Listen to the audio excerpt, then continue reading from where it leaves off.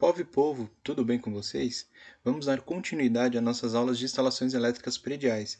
E na aula de hoje nós vamos para a segunda parte dos dispositivos de proteção.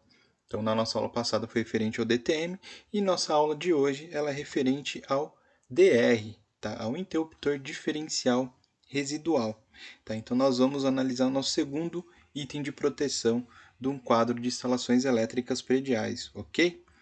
Bom, então vamos lá, o dispositivo diferencial residual ele é um interruptor automático que desliga qualquer circuito que apresente uma corrente de fuga que coloque em risco a vida de pessoas. Ou seja, o que acontece? Esse dispositivo ele é destinado à proteção de pessoas. E aqui está bem claro que esse DR ele só vai desarmar quando ocorrer uma fuga de corrente elétrica. Ok? Então vamos supor que ele está conectado a um circuito e esse circuito tenha um consumo de 1 ampere, tá?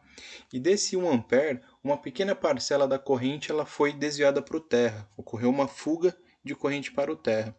Ele consegue detectar essa diferença, essa fuga de corrente, e aí ele vai desarmar, fazendo com que a pessoa que tenha ocasionado aí essa fuga de corrente não acabe sofrendo um choque elétrico. Perfeito? Tá? Então, ele é destinado à proteção das pessoas através do desarme por fuga de corrente. Tá? Ele não é um disjuntor, não vai desarmar se você der um curto ou tudo mais. Né? Apesar que tem algumas características e alguns modelos que a gente vai ver melhor aqui durante essa aula. Encontramos ele comercialmente como o bipolar, tá? Não tem monopolar. Nós temos aqui o tripolar, porém é mais difícil de você encontrar ele nesse formato. Bem provavelmente ele vai ter o formato do tetrapolar, ok? Porém, com um parafuso aqui faltando, né? Apesar da sua estrutura ser de tetrapolar, ele vai ter internamente uma estrutura de tripolar.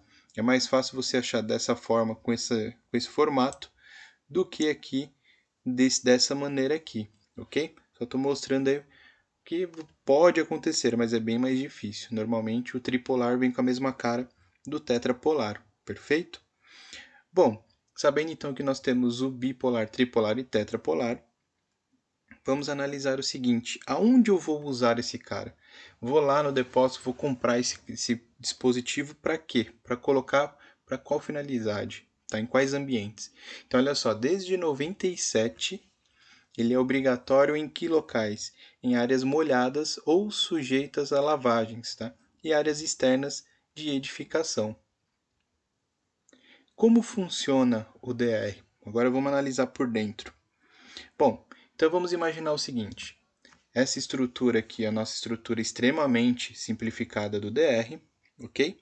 E aqui nós temos uma lâmpada e aqui o símbolo do terra. Enquanto a corrente elétrica está circulando aqui, a lâmpada está acesa e o que acontece? A corrente elétrica que está saindo do nosso DR é a mesma corrente elétrica que está voltando.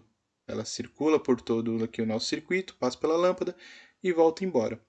Então ele estava conseguindo verificar que a corrente que está saindo do seu dispositivo é a mesma que está voltando.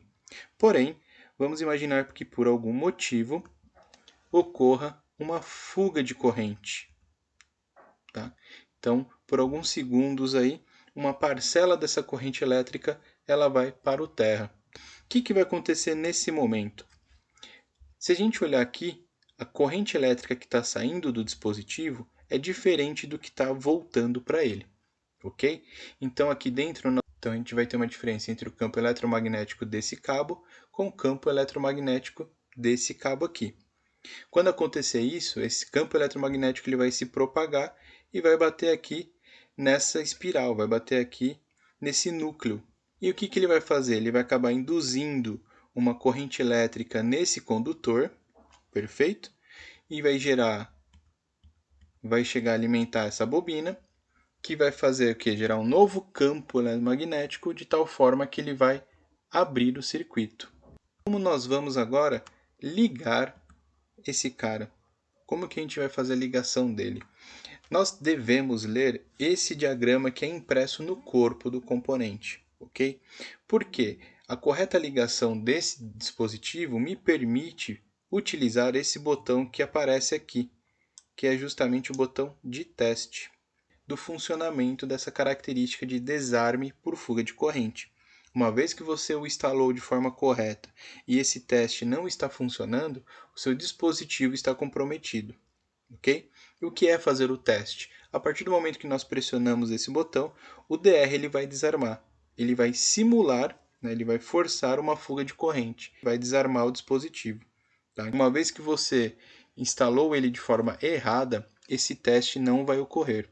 Tá? Esse desarme do dispositivo não vai ocorrer. Bom, então vamos entender como é que funciona.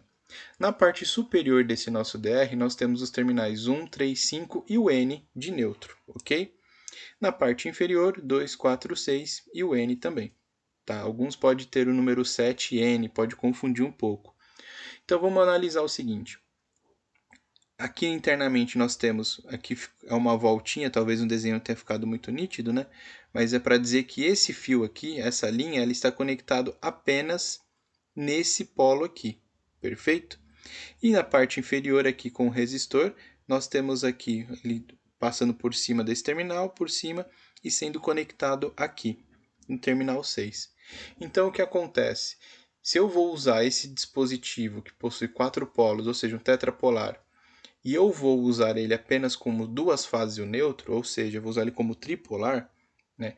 Eu tenho que obrigatoriamente ligar o neutro nesse terminal e uma fase aqui. A outra pode ser no 3, pode ser no 1, tanto faz. Porém, nesse diagrama eu sou obrigado a utilizar o polo número 5 e o polo N, ok? Eu tenho que fazer isso justamente para promover o teste do DR, perfeito? Que ao pressionar aqui o botão, ele vai ocasionar uma fuga de corrente de quanto? De 30 mA. Os DRs ele possuem uma sensibilidade de desarme de 30 mA, ou seja, 0,03 amperes. E qual é a diferença? Porque nós temos IDR e nós temos DDR. Né? O IDR é um interruptor diferencial residual. Tá? Então, ele tem a função de proteger o usuário ao receber uma fuga de corrente igual ou maior que 30 mA. Agora, a partir do momento que a gente coloca esse, que é o DDR, que é o disjuntor diferencial residual, ele tem todas as características de um disjuntor que nós vimos na aula passada, e caso você não tenha visto, fica aqui o card para você assistir, para você entender o que eu estou falando agora, ok? Bom, então ele tem todas essas características do DTM, mais a característica do IDR, mais a característica de promover um desarme por conta da fuga de corrente elétrica. Povo e povo, se inscreva no canal, ative as notificações, que a nossa terceira aula vai ser referente ao DPS. Valeu, fui!